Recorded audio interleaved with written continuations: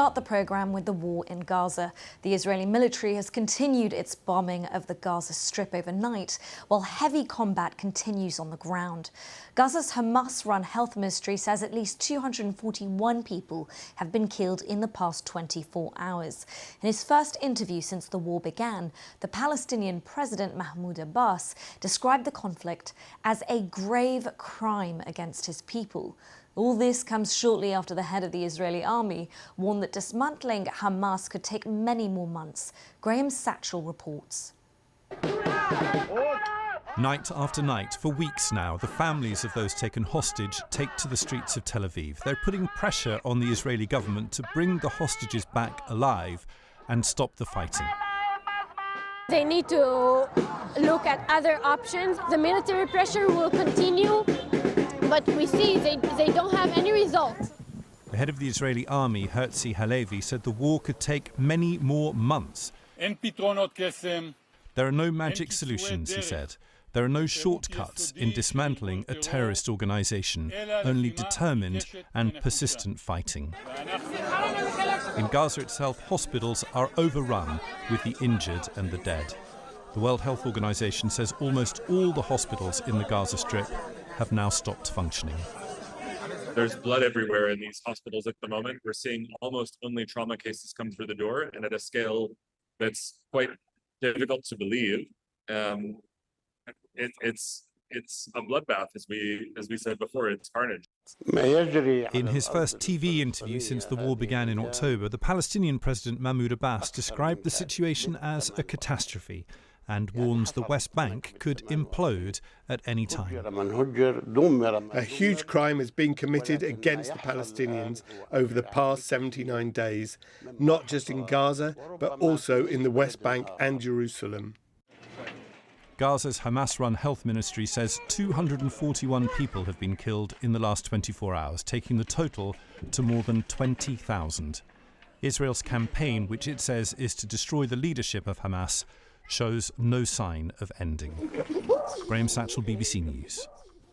Well, earlier, our Middle East correspondent Yolande Knell explained what else the Palestinian president had to say in his interview.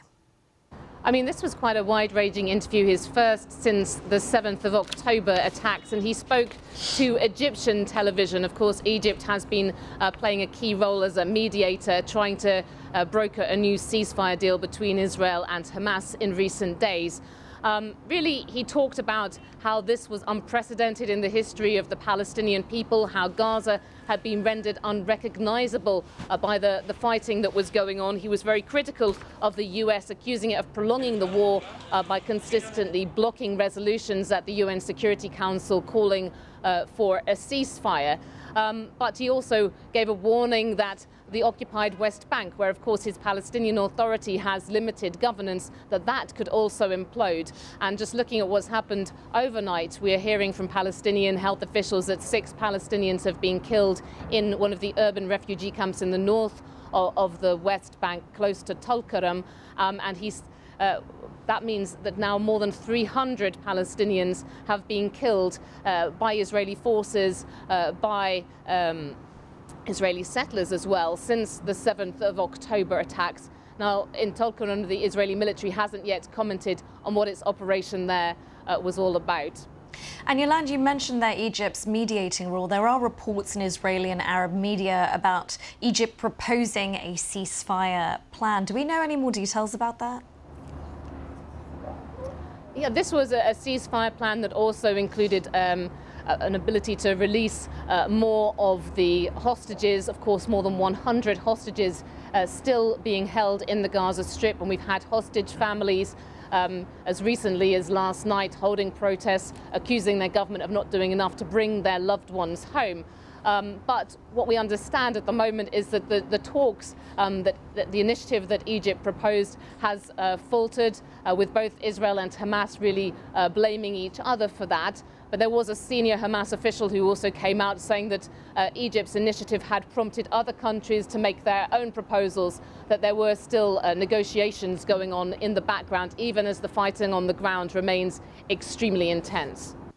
That was Yolande Knell.